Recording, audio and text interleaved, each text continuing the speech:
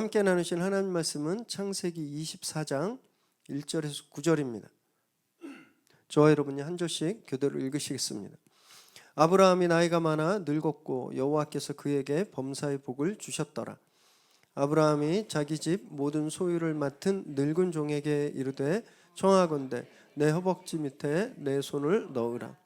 내가 너에게 하늘의 하나님 땅의 하나님이신 여호와를 가리켜 맹세하게 하노니 너는 내가 거주하는 이 지방 가나안 족속의 딸 중에서 내 아들을 위하여 아내를 택하지 말고 내 고향 내 족속에게로 가서 내 아들 이삭을 위하여 아내를 택하라. 종이 이르되 여자가 나를 따라 이 땅으로 오려고 하지 아니하거든 내가 주인의 아들을 주인이 나오신 땅으로 인도하여 돌아가리이까. 아브라함이 그에게 이르되 내 아들을 그리로 데리고 돌아가지 아니하도록 하라.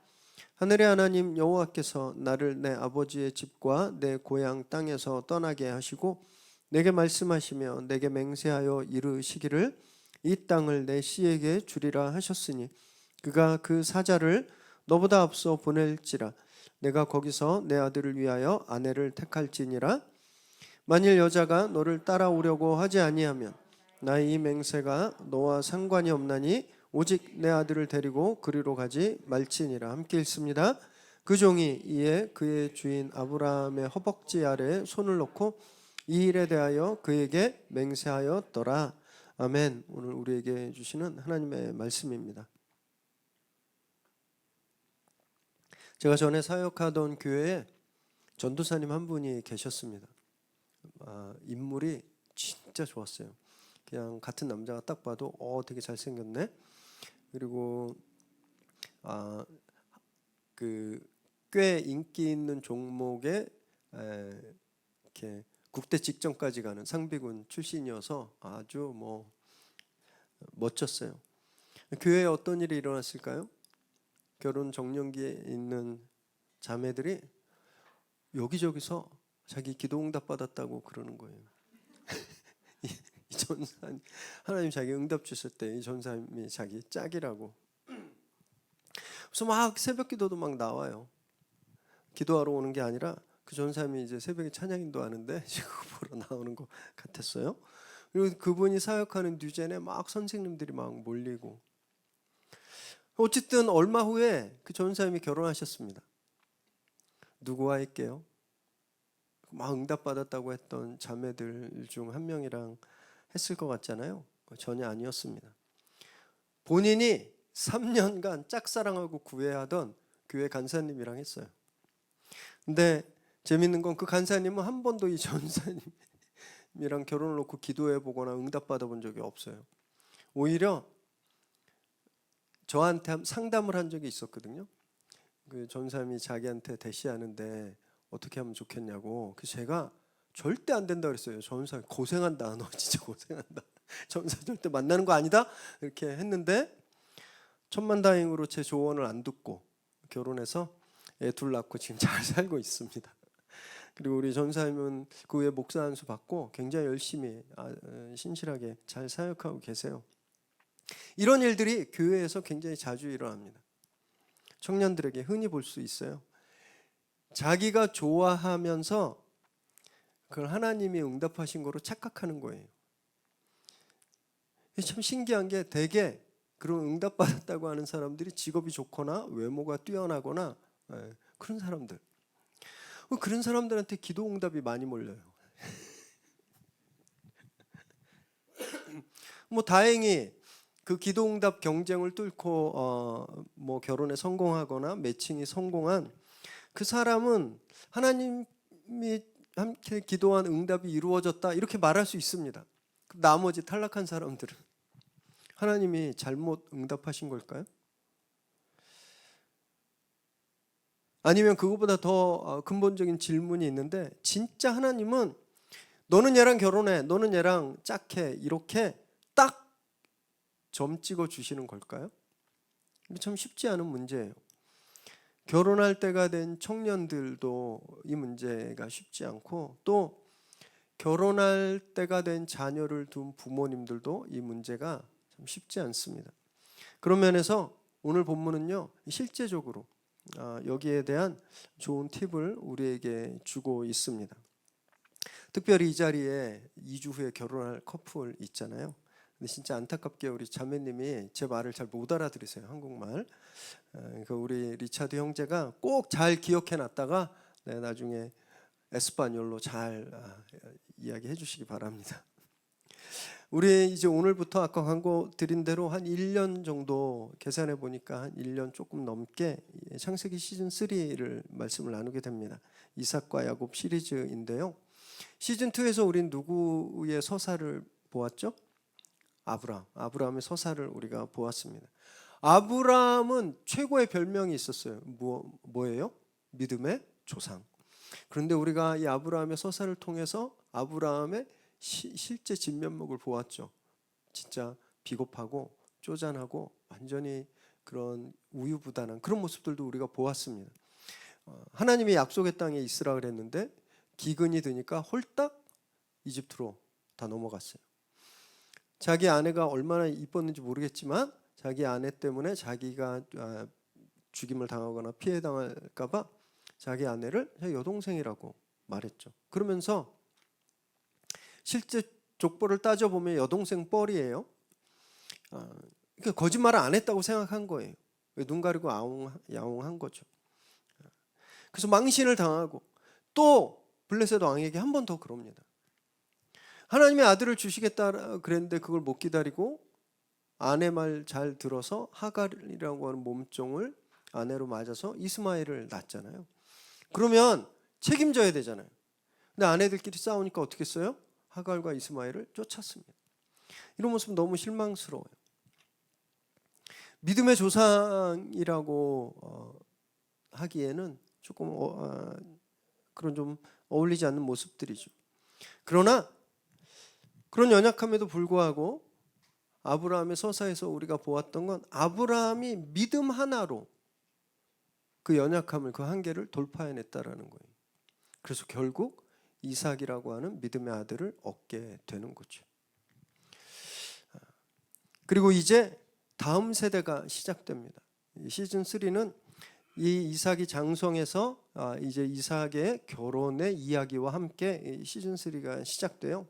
이건 단지 한 가정이 출발한다, 결혼 이야기에서 끝나는 것이 아니라 아브라함이 가지고 있었던 믿음의 바통을 다음 세대로 넘겨주는 거예요. 세대 교체입니다. 믿음의 세대 교체가 이제 이루어지고 있음을 우리에게 보여줍니다. 저와 여러분도요, 언젠가는 세대 교체를 해야 됩니다. 지금은 젊지만 우리가 마냥 젊지 않잖아요. 은퇴도 하게 되고 연로하게 되고 우리가 있던 자리를 우리 다음 세대가 이제 차지하게 되는 거죠. 그렇게 세대 교체를 이룰 때 우리가 어떤 원칙을 가지고 그 세대 교체를 이루어야 하는지 오늘 말씀을 나누시면서 그것을 함께 배워보는 시간 되시기 바랍니다. 1절 읽습니다. 시작. 아브라함이 나이가 많아 늙었고 여호와께서 그에게 범사의 복을 주셨더라. 24장 시즌 3를 시작하면서 창세기 기자는 아브라함이 나이가 많아서 늙었다라고 되어 있습니다. 이게 얼마나 늙었을까요? 창세기 23장 1절을 한번 보여주시겠어요? 네, 사라가 127세까지 살고 죽었습니다. 127살에 죽었어요. 아브라함이 사라보다 몇 살 많았죠? 찍으세요. 10살. 네. 그러면 사라가 죽은 후니까 아브라함의 나이는 최소 137 이상이었을 겁니다. 한 140여세쯤 되었을 거예요. 아브라함이 진짜 많이 늙었죠. 그래서 이제 다음 세대를 준비해야 돼요. 자기의 가문을 자기 아들에게 물려줘야 됩니다. 그런데 이 140여세가 된 아브라함의 삶을 이 창세기는 단 한 문장으로 요약하는데 범사의 복을 주셨다. 범사의 복을 주셨다. 범사는 그 모든 것입니다. 모든 분야에서 그냥 다 하나님이 모자르지 않게 모든 분야에서 복을 주셨다라고 말하는 거예요. 우리는 아브라함 서사에서 아브라함이 받은 복을 받습니다. 아들도 얻었고 재물도 얻었고 명성도 얻었고 힘도 있었어요. 그거 어떻게 이 복을 얻게 되었는지 우리가 쭉 보았습니다. 그리고 그 아브라함이 복을 얻게 된 비결이 이 복이라는 단어에 딱 압축되어 있는데요. 이 복이라는 말은요, 풍성하다는 뜻을 갖고 있습니다. 풍성한 거. 그러니까 모자름이 없이 늘 넘치는 거예요. 돈도 넘치고, 뭐 건강도, 힘도 넘치고, 뭐 땅도 넘치고, 풍성함을 가지고 있어요. 동시에 이 단어가 갖고 있는 뜻은 무릎 꿇다라는 뜻입니다. 그래서 이 복이 우리에게 진짜 가르쳐 주고 있는 건 뭐냐면요, 아브라함이 하나님 말씀에 무릎 꿇으니까, 그가 하나님 말씀에 무릎 꿇고 순종하니까 하나님이 그에게 풍성한 삶을 허락하셨다라는 겁니다. 여러분, 이것이 복이에요, 복. 그래서 이 이전에 24장 1절 이전에 하나님이 아브라함에게 복 주시겠다고 하는 약속은 다 시제가 미래형입니다. 내가 너에게 아들을 주겠다, 내가 너에게 땅을 주겠다, 내가 너 이것을 주겠다, 미래형으로 다 쓰여 있었거든요. 근데 여기에서는요, 과거형으로 쓰였습니다. 뭐냐 하면 하나님의 약속이 이루어졌다라는 거예요. 어떻게? 아브라함이 하나님 말씀에 무릎 꿇었을 때 그 말씀이 이루어졌다라는 거죠. 여러분, 이것이 복 받는 비결입니다. 굉장히 중요해요. 많은 사람들이요, 다 복 받기를 원합니다. 다 잘 되기 원해요. 풍성한 삶을 살기 원합니다. 넉넉하게 살고 싶어요. 그런데 문제는 그 비결을 잘 모르는 거예요. 그 비결을. 열심히 일하면 그렇게 살 수 있을 거라고 생각해요. 열심히 자기 개발하면 그럼 풍성한 복을 누릴 거라고 생각합니다. 천만의 말씀입니다. 하나님 말씀 앞에 무릎 꿇어야 그 복을 누리는 겁니다. 제가 지난주에 예배 마치고 참 안타까웠습니다. 여러분들 예배 마치고 이따가 안내데스크에 가면 지난주보다 특별히 많은 생명의 삶 남은 책들이 이만큼이 있어요. 보통 2권 남거나 3권 남거든요. 그래서 제가 반납할 때 이제 2권 남았습니다, 3권 남았습니다 이렇게 반납하는데 되게 많이 남아 있어요. 그거 보면서 너무 안타까웠습니다. 아마 너무 바빠서, 제 생각엔 우리 성도님들이 너무 바빠서 5월 막 너무 바쁘잖아요. 그리고 뭐 어린이날 있고 뭐 어버이날 있고 연휴 있고 막 너무 바빠가지고 이번 달은 말씀 볼 시간 없겠다, 큐티할 시간 없겠다 싶어서 안 가져가신 건 아닐까? 그런 생각이 좀 들었습니다. 그래서 이런 질문이 들었어요. 왜, 무엇을 위해서 그렇게 바쁘신 걸까? 무엇을 위해서 그렇게 바쁘게 일하시는 거예요? 복 받기 위해서잖아요. 풍성한 삶을 살기 위해서. 그러면 이 복의 비밀인 말씀에 무릎 꿇어야 되는데 그러지 않는, 그래서 너무 안타까웠어요. 진짜를 놓치고 있는 것 같아서 그렇습니다. 여러분, 말씀 앞에 무릎 꿇지 않으면 절대 복 누릴 수 없습니다. 아브라함의 삶이 그것을 우리에게 보여주고 있는 거예요. 매일매일 진짜 말씀 앞에 무릎 꿇으시기 바랍니다. 매일 말씀을 묵상하세요. 그래서 아브라함이 평생 누린 범사에 하나님 주시는 복을 누리는 저와 여러분 되시기를 주님의 이름으로 축원합니다. 2절 읽습니다. 시작. 아브라함이 자기 집 모든 소유를 맡은 늙은 종에게 이르되 청하건대 내 허벅지 밑에 내 손을 넣으라. 보통은 아버지가 며느리를 찾아줍니다. 근데 아브라함이 지금 늙었잖아요. 자기가 거동하기가 어려운 거예요. 그래서 자기 집을 총괄하고 있는 늙은 종에게 그 일을 맡기는 장면입니다. 그런데 여기 보면 뭔가 좀 부자연스러워요. 보통 주인이 종에게 뭐 시킬 때는 부탁하나요? 명령합니다. 김서방 일로 와 이러면서 이렇게 하든지, 개똥아 이거 해, 명령하잖아요. 그런데 여기 보니까 아브라함이 그 종에게 정중히 부탁합니다. 그 청하건대라는 단어예요. 굉장히 정중하게 무엇을 부탁할 때 쓰는 단어거든요. 왜 이 종에게 이렇게 부탁할까? 뭐 약점 잡혔나? 그게 아니죠. 여기 늙은 종이라고 할 때 종은요, 다른 단어로도 사용되는데 장로라는 단어로도 사용됩니다. 아주 늙고 지혜롭고 권위 있는 사람을 뜻하는 단어로도 사용되거든요. 그러니까 이 종은 그냥 노비 정도가 아니에요. 아브라함의 비서실장 같은 사람입니다. 핵심 수석 참모예요. 그래서 아브라함의 집안에 그 많은 사람들, 그 많은 재물들을 자기가 다 총괄하는, 나라로 치면 일종의 국무총리 같은 사람이었습니다. 그래서 아브라함이 함부로 할 수 없었던 거죠. 그래서 그에게 정중하게 지금 맹세를 시키며 부탁하고 있는 겁니다. 여기서는 이 본문에서는 이 종의 이름이 나오지 않아요.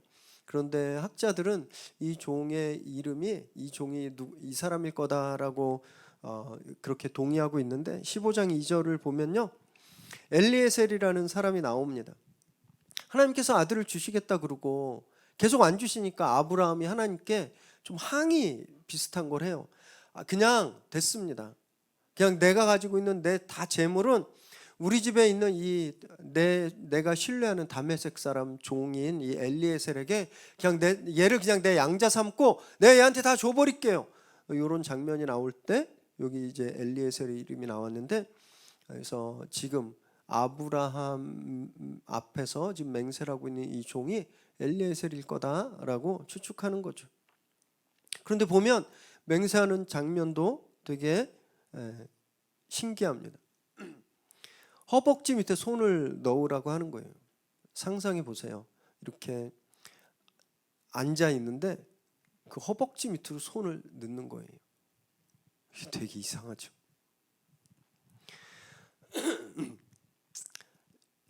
개역 한글 말고 개정 한글 개정본이 있습니다. 이 전에 성경에는 환도뼈 밑에 손을 넣었다 그래요. 이 골반 아래 뼈에 손을 넣었다고 하는데, 이 환도뼈, 이 골반뼈 여기는요, 성경에서 몸의 중심부를 뜻합니다. 몸의 중심부. 그리고 생명의 근원을 뜻해요. 생명이 거기에 있다라는 거예요. 생명이.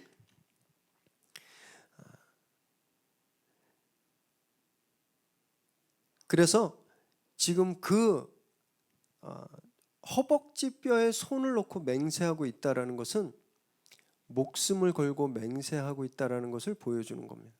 그냥 말로만 하는 게 아니라 이 맹세를 어기면 죽겠습니다라고 하는 거예요. 저 목숨 걸고 생명의 근원에 생명 앞에 약속하고 있는 겁니다. 앞으로 이 허벅지 모티브는요, 이 창세기 시즌 3에서 굉장히 중요한 역할을 합니다. 야곱의 내러티브까지 굉장히 중요한 역할을 하기 때문에 이 허벅지뼈, 환도뼈, 골반뼈 요거를 좀 기억하시면서 말씀을 나누시면 도움이 될 겁니다. 그렇게 이 종에게 목숨을 걸면서까지 지키라고 하는 맹세는요, 이삭의 아내를 택하는 조건이었어요. 3절과 4절 읽습니다. 시작. 내가 너에게 하늘의 하나님 땅의 하나님이신 여호와를 가리켜 맹세하게 하노니 너는 내가 거주하는 이 지방 가나안 족속의 딸 중에서 내 아들을 위하여 아내를 택하지 말고 내 고향 내 족속에게로 가서 내 아들 이삭을 위하여 아내를 택하라. 가나안 족속에서 가나안 사람 족속 중에 딸에서 그 며느리감을 찾지 말고 내 고향 내 족속에게 가서 거기에서 아내를 택하라, 이렇게 말합니다. 아브라함의 고향이 어딜까요? 메소포타미아 끝쪽에 있는 갈대아 우르. 아브라함 우르에서 태어났거든요. 근데 나중에 보면 이 종이 우르로 가지 않습니다. 하란 땅에 있는 나홀의 성으로 가요. 왜냐하면 이 고향은 birthplace, 태어난 곳을 뜻하는 게 아니에요. 그냥 일반적으로 땅을 뜻합니다. 땅. 그리고 족속은 친척이라는 말인데, 그러니까 자기 친척이 있는 땅으로 가라는 거예요. 내 친척이 있는 땅, 내 친척이 사는 땅이 내 고향 같은 곳이니까 내 친척이 있는 땅으로 가라라는 말입니다. 그래서 이 종이 하란 땅으로 가는 거예요. 나홀의 성. 나홀은 아브라함의 형제였거든요. 그 하란 땅. 데라가 갈대아 우르에서 가족들을 이끌고 가나안으로 가다가 하란에 정착합니다. 그래서 거기서 오래 살잖아요. 데라가 죽고 아브라함의 하나님 부르심을 따라서 가나안으로 떠나왔죠. 그러나 나머지 가족들은 거기 있는 겁니다. 그래서 거기에 아브라함의 일족들이 거기 살고 있는 거예요. 거기 가서 내 며느리감을 찾아와라라고 말하는 겁니다. 질문이 있어요. 왜 안 될까요? 가나안 여인들은. 우리 아브라함의 서사에서 보았듯이 아브라함은요, 그 가나안 일대에서 굉장히 존경받는 사람이었습니다. 왕들도 함부로 하지 못했고, 심지어 멜기세덱이라는 살렘 왕은 아브라함에게 아브라함을 환영하고 예물할 정도로. 그리고 어렴풋이 기억나겠지만 메소포타미아 연합군들이 가나안을 막 침략했을 때 아브라함이 구원부대를 가지고 와서 그들을 다 구해냈잖아요.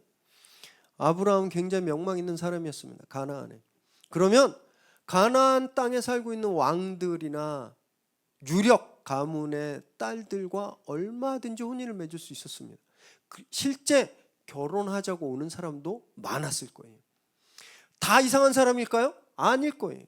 그 중엔 진짜 예절 바르고 잘 배우고 외모도 뛰어나고 가진 재물도 많은 그런 처자들도 있었을 겁니다. 근데 왜 안 된다고 할까요?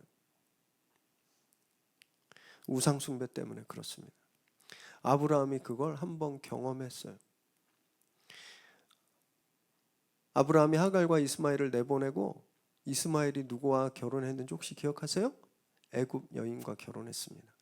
그 후로 그의 이야기는 나오지 않았지만 틀림없이 아브라함은 알았을 거예요. 이스마엘이 자기 집에 있을 땐 하나님도 예배하고 믿음 생활을 잘했는데 집 떠나서 애굽 여자와 결혼하더니 애가 우상을 숭배하네. 그 집에 우상이 들어오네. 아브라함이 그것을 보았을 겁니다. 그래서 이건 절대 안 된다고 말하는 거예요. 하나님의 약속으로만 태어난 아들은 절대 우상 숭배의 길로 가면 안 된다. 그래서 이방 여인과는 절대 결혼하면 안 된다. 이게 아브라함이 가지고 있는 기준이었습니다. 그래서 이건요, 단지 순수 혈통을 얻기 위해서 자기 친족에 가서 아내를 구해오라는 게 아니라 이건 지금 믿음을 지키기 위해, 신앙을 보존하기 위한 정말 최소한의 잠금 장치였던 거예요. 우린 여기서요, 성경이 중요하게 보는 결혼의 조건을 하나 발견할 수 있습니다. 그건 신앙이라는 거예요. 신앙. 제가 많은 커플들을 봤는데 약간 지적인 차이가 있어도, 그러니까 많이 배우고 많이 못 배운 그런 차이, 또는 성격 차이, 뭐 적극적이거나 소극적이거나 이런 차이, 또는 취향 차이, 뭐 바이오리듬 차이, 어떤 사람은 새벽형, 어떤 사람은 뭐 올빼미형, 이런 차이는 그냥 같이 살면서 노력하다 보면 어느 정도 해결이 됩니다. 서로 이해하게 되고. 신앙이 다르면 진짜 어렵더라고요. 신앙이 다르면 꼭 둘 중에 하나가 바뀝니다. 그러면 그럼 교회 다니는 사람하고만 결혼해야 돼. 교회 안 다니는 사람이랑은 사귀지도 말고 결혼도 하면 안 돼. 이렇게 생각해야 될까요? 오늘 본문이 그걸 말씀하고 있는 걸까요? 절대 그렇지 않습니다. 그리고 현실적으로도 불가능해요. 왜냐하면 지금 현재 한국교회 젊은이들의 성비율이 7대3 정도 된대요. 자매가 7, 형제가 3. 교회 다니는 사람하고만 결혼해야 되면 절반 이상의 자매들이 독신으로 살아야 됩니다. 독신.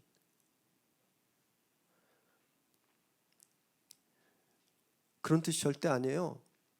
이 종이 지금 아브라함의 허벅지에 손을 놓고 목숨으로 맹세하고 있잖아요.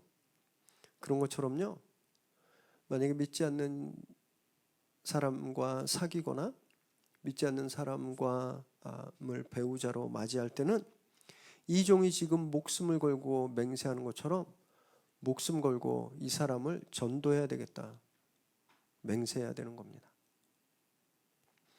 그냥 어떻게 되겠지, 아니면 뭐 신앙은 자유인데, 그런 게 아니라 목숨 걸고 이 사람을 빨리 예수 믿게 해야 되겠다라고 해야 된다라는 거예요. 이 사람을 전도하지 않으면 내가 죽는다라는 각오로 그걸 최우선으로 삼고 전도해야 되는 겁니다. 그렇지 않으면 10중 8구 신앙을 떠나기가 쉽습니다. 우리 애는 아직 어리니까 괜찮아. 우리 애 아직 라헬이 몇 살이에요? 8살. 결혼하려면 한 20년 남았는데 괜찮아, 나중에 하지? 절대 그렇지 않습니다. 지금부터 우리 아이들이 이 기준을 확실하게 자기 것으로 잡지 않으면 나중에 늦어요. 그래서 이것을 분명히 해주기 바랍니다. 오늘 어린이날이잖아요. 그래서 선물 준비하셨을 거예요. 이벤트도 준비하셨을 거고, 저는 오늘 우리 아이들한테 우리 아이들 인생에 제일 중요한 선물을 여러분들이 주시기 바랍니다. 신앙이에요. 이 기준이에요. 그래서 우리 아이들이 나중에 더 자라서 진짜 거룩한 믿음의 집을 세우게 되기를 주님의 이름으로 축원합니다. 5절 6절 읽습니다. 시작. 종이 이르되 여자가 나를 따라 이 땅으로 오려고 하지 아니하거든 내가 주인의 아들을 주인이 나오신 땅으로 인도하여 돌아가리이까. 아브라함이 그에게 이르되 내 아들을 그리로 데리고 돌아가지 아니하도록 하라. 종이 맹세하면서 궁금증이 생겼어요. 여러 가지 변수가 생길 거 아니에요. 그쪽에 가서 정말 딱 맞는 그런 신부감을 딱 골랐는데 갑시다 했는데 안 가요. 나 아빠 집을 나 우리 집 안 떠날래요. 나 여기서 살래요. 나랑 결혼하고 싶으면 신랑을 데리고 오세요. 이러면 제가 와서 이 아들을 이삭을 데려가도 되겠습니까? 이렇게 묻는 거예요. 그랬더니 아브라함이 여기에 절대로 그러지 마라라고 하는 겁니다. 한번 떠났던 적이 있잖아요. 본인은 약속의 땅을 떠났더니 어떤 꼴을 당했는지 너무너무 잘 아는 거예요. 자기 아들은 절대 그런 수치를 당하면 안 되는 겁니다. 게다가 이삭은 약속의 아들이에요. 하나님이 약속으로 주신 아들이잖아요. 이 약속의 아들은 절대 약속의 땅을 떠나서는 안 되는 겁니다. 그래서 미리 말씀드리지만 아브라함과 이삭, 야곱 이렇게 이스라엘의 선조 3인방 중에 약속의 땅을 떠나지 않은 사람은 이삭이 유일합니다. 이삭이 유일해요.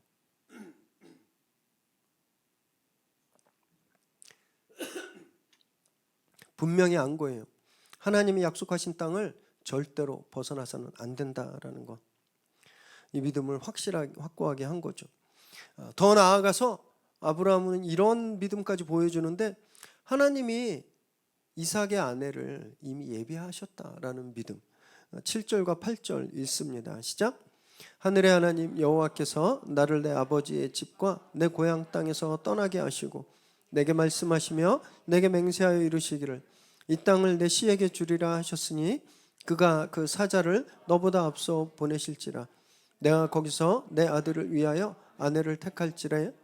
만일 여자가 너를 따라오려고 하지 아니하면 나의 이 맹세가 너와 상관이 없나니 오직 내 아들을 데리고 그리로 가지 말지니라.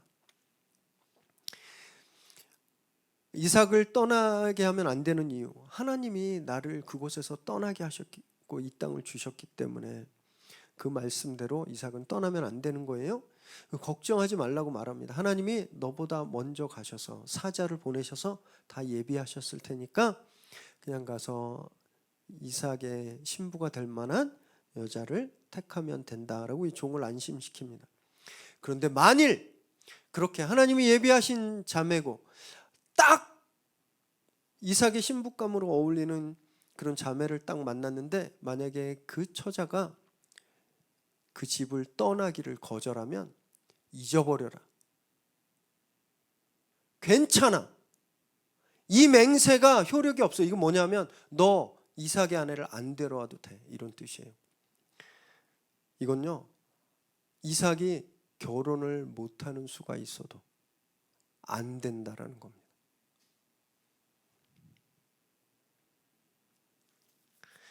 믿음의 집안에 이제 시집 올 여성이잖아요. 그러면 믿음의 결단이 있어야 한다라는 거예요. 자신이 믿음의 결단으로 떠나왔듯이 이 지금 믿음의 집안의 다음 세대 안주인이 될 여성도 그런 믿음의 결단이 있어야 된다라는 겁니다. 그러지 않으면 자격이 없다라는 거예요. 차라리 이삭을 결혼 안 시켰지 자격 없는 며느리는 얻지 않겠다라는 겁니다. 여기서 저 말씀을 묵상하면서 창세기 22장에 보면 모리아산에서 아브라함이 이삭을 하나님께 바치는 장면이 나오잖아요. 그 결단력 있는 그런 아브라함의 모습이 여기에 오버랩 됐습니다. 아브라함은 모리아산에서 하나님이 깜짝 놀라서 말리셨을 만큼 단호했어요. 하나님 말씀에 순종하는데. 여기도 지금 그러고 있는 거예요. 내 아들 결혼 안 시키면 안 시켰지 절대 이 땅을 못 벗어날 것이다. 이 단호함이 있는 거죠. 이런 생각도 한번 해봤습니다. 앞으로 우리가 이삭을 보겠지만 이삭은 MBTI로 따지면 I라고는 할까요? 약간 소극적이고 사려 깊고 온유하고 좀 유약한. 그래서 결혼하겠습니다 그러고 집을 확 뛰쳐나올 수 있는 그런 이 성향을 가진 그런 자매가 아이인 이삭과 좀 어울리지 않을까? 이런 기대가 있었을지도 모르겠다라고 생각했습니다. 어쨌든 하나님께서 이 일에 대해서 책임져 주실 거라고 아브라함은 굳게 믿고 있는 거죠. 여러분, 이게 핵심이에요. 이게 핵심. 아브라함이 자기 아들의 결혼의 조건으로 삼은 건 단 하나입니다. 딱 하나. 떠나올 수 있느냐 없느냐. 키가 얼마나 되느냐 안 따졌어요. 집안의 재산은 얼마나 되느냐 안 따졌어요. 얘가 얼마나 공부했느냐 안 따졌습니다. 결혼하고 앞으로 맞벌이 할까 이거 안 따졌어요. 아브라함이 따진 조건은 단 하나입니다. 믿음으로 거기를 떠나올 수 있느냐 없느냐. 그가 본 조건은 믿음이었어요. 믿음. 대부분 지금 청년들이 하는 것과 너무 다르죠. 우리 청년들은 어떻게 하냐면요, 리스트업을 딱 해놓습니다. 조건을. 연봉 얼마, 직장은 어디, 집은 몇 평, 성격은 어때야 되고, 이건 이래야 되고, 장남은 피하고, 선교사 목사들은 피하고, 이런 이런 리스트가 쫙 만들어놔요. 그리고 그걸 가지고 하나님 앞에 나와서 기도합니다. 이런 사람 만나게 해달라고. 그러다 우연히 그런 사람을 딱 보잖아요. 그러면 하나님 응답이구나 착각하는 거죠. 되면 진짜 응답일 텐데 안 되는 경우가 많거든요. 그러면 상처받고 하나님께 원망해요. 왜 내 기도 안 들어주셨냐고. 왜? 여러분, 이건요, 잘못된 공식으로 문제를 풀다 틀려놓고 그 문제를 낸 선생님을 원망하는 것과 똑같습니다. 잘못된 공식으로 결혼을 풀어놓고 그게 안 됐다고 불평하는 거예요. 하나님의 말씀이 기준이라는 겁니다. 그리고 믿음의 선을 그어놓고 그 선을 넘지 않는 선에서 짝을 찾아야 하는 것. 이것이 기독교인의 결혼관이에요. 그리고 나머지는 부차적인 겁니다. 그때 하나님께서 인도해 주시는 거죠. 우리가 그어놓은 믿음의 선이 있어요. 아브라함이 지금 절대 이 땅을 벗어나면 안 된다고 하는. 근데 만약에 상대가 그 선을 넘어오라고 하면 끌려가면 안 되는 거예요. 오히려 목숨 걸고 이 허벅지뼈에 손을 넣는 그 자세로 목숨을 걸고 그 상대를 믿음의 선 안으로 올 수 있도록 끌어당겨야 되는 겁니다. 이것이 행복한 결혼 생활의 비결인 거예요. 그렇다고 오늘 메시지가 이거 결혼할 사람 또는 결혼할 자녀를 둔 사람에게만 해당되는 가르침이구나 이렇게 오해하지 마십시오. 모든 일을 하는 데 있어서 이 원칙은 다 똑같이 적용됩니다. 직장 생활을 하면요, 우리는 어쩔 수 없이 배려하고 양보해야 될 그런 때가 있어요. 괜히 내가 신앙을 지키려고 하다가 분위기 망치면 어떡하지? 내가 말씀을 지키다가 회사에 불이익을 주면 어떡하지? 내가 이걸로 사람들한테 따돌림 당하고 승진에 불이익 당하고 이런 염려들이 다 있으시잖아요. 교회에서 일하는 저 빼놓고. 그래서 때로는 양보하고 그 사람 배려한다고 내 걸 포기하기도 합니다. 되게 좋은 자세지만 그러나 기준은 그 선은 절대 넘으면 안 되는 거예요. 그 선은. 우리가 지켜야 되는 그 선이 있습니다. 그 선을 넘어버리면 다 망하는 겁니다.